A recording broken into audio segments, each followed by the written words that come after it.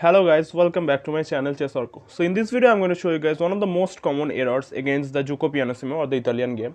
So this is one of my game from the recently finished classical dating event. I was playing against an unrated player in the 5th round with the white pieces. So let's start. E4, E5, Knight F3, Knight C6, Bishop C4, the Italian game. Knight F6, D3, Gioco Pianissimo, Bishop C5, C3, D6, Knight b d2, and this is a tricky move order, so I wanted my opponent to make the most critical mistake in this position, which is bishop to g4, potentially pinning the knight, but this pin is not even that dangerous because the d4 square is controlled by the c3 pawn, so there will be no knight d4. So this pin is completely vague and imaginary. So I started attacking the bishop h3, bishop h5, and knight to f1. And my idea is very simple: expand on the king side with g4 and checkmate the king if it is castled on the king side, and my opponent castled on the king side immediately, which is a very dangerous move as well. So g4, bishop to g6, and queen to e2, and now my idea is very simple: bishop g5 and long castle, and thrashing the pawns on the king side and checkmate the king. So this is the bishop g4 is the critical mistake or the most common error, because this bishop doesn't belong here when white has already played the move c3, because you cannot ever put any real pressure on the f3 knight, and then if you can't put pressure on the pin piece, then there is no point in pinning the piece, because you're never going to win it as well.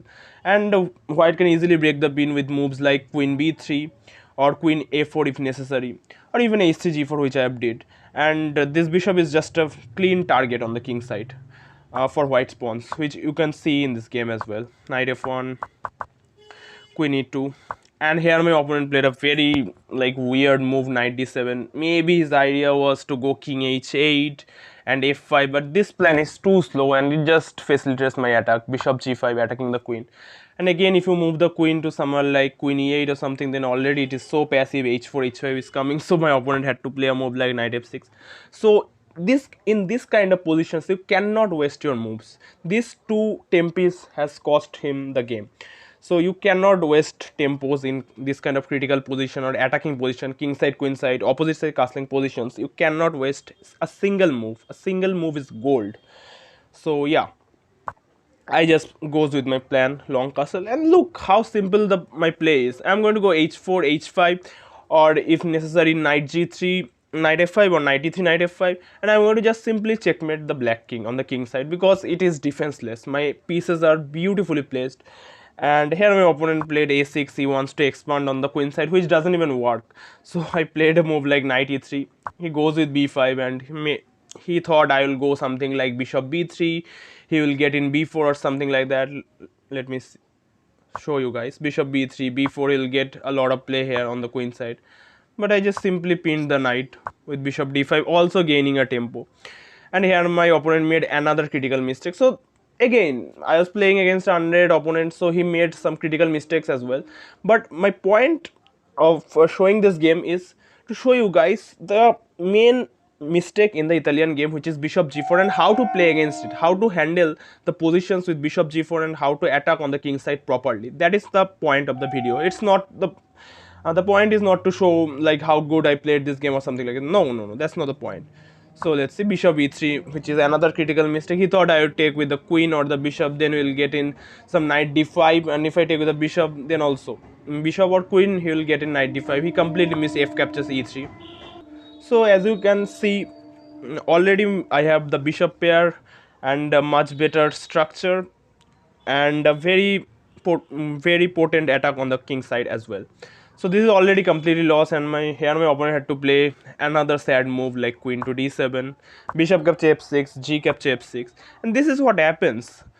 This all of this has happened to him because he has played the move bishop to g4 on move 6. This is the critical mistake. You should not be putting this bishop on the g4 square unless white has committed the move c3. If white hasn't played c3, then you can play this because you will get in some knight d4 stuffs. But if white has already played c3, never ever play the move bishop to g4. That is the main point of this video. So yeah, and also the point is how can you crash the huge mistake, which is bishop g4, the most common error in the Italian game as well. So let's keep going. Bishop f6, g f6, and here it is already completely winning. I go with h4. My plan is very simple, g5 or h5. H5 is already threatening to trap the bishop, so he has to play a move like h6 or h5.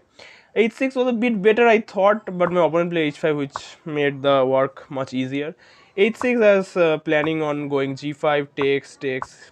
Again, you have to close this structure, but this is completely lost. This is hopeless. Knight h4, knight f5. This attack is just too much. You cannot handle this attack. Rook g1 incoming. So yeah, here I can even play moves like rook to g1 because you can't even take rook captures g6 and the pawn is pinned by the bishop. So this position is completely hopeless. Even after h6, my opponent played h5, which made my job much easier. So yeah, this is the way you attack this bishop g4 thing. You just castle on the queen side, you put all your pieces on the king side, and you smash through it with h5, with moves like h4, g4, h5, g5, something like that. So pawn capture h5, I open up the g file. He has to take with the bishop because retreating with the bishop doesn't even make any real sense. Rook g1 is coming anyways. So rook d g1 check, and here my opponent make the last mistake of the game. King h7, king h8 was still lost, but here I had to make moves like rook to g3, rook g8, let's say rook g1, and the game will go on after takes. Maybe you'd play rook g8, and again I'll win this in some time as well. It will take a bit of time because I have to play moves like, okay, let's say rook g8, king g8, queen f2, and it will take some time to get this through, but still this is completely winning because his structure is very weird. I have a passed h pawn and my bishop on d5 is a monster bishop. His bishop is doing nothing kind of, so this is also winning. There could be some immediate wins as well after this. After king h8, rook g3, rook g8, there can be some immediate wins, but this is very simple, rook g1 and you goes through it, right? But here my opponent made the final mistake of the game, king to h7, and yeah, you guys try to pause the video and find the winning. This is not even that hard. I think all of you guys should get it. So knight g5 check, you can't even take because queen h5 is over. My opponent played king to h6, but again, you guys try to pause the video and find the winning move. This is also very easy. So queen to f2, and the idea is you can't even take this because I can just take here, check, king moves and rook capture h5. There is no way to prevent rook h8 checkmate. This is just completely hopeless. So here my opponent tried a move like f5, and again it's very simple, but it's not easy to win a one game. It's always hard to win a one game, but I finished off quite clinically, I'd say. Bishop capture c6, queen capture c6, queen capture f5. So here black has only two real moves. Rook h8 loses. Very simple, knight capture f7, bishop capture f7, and the idea is very same. Here this is checkmate, and bishop g6 also loses to the same tactics, knight capture f7. Now if you take with the rook, then queen g6 is a checkmate, and after knight f7, which my opponent did, bishop capture f7, queen g5 check. Here queen g7 is a beautiful checkmate. I hope you guys liked this video and learned how to punish the mistake bishop g4 in the Italian game or the Gioco Pianissimo game. So if you guys like this video, then like, share, and don't forget to subscribe to the Chess Orco channel. Goodbye guys.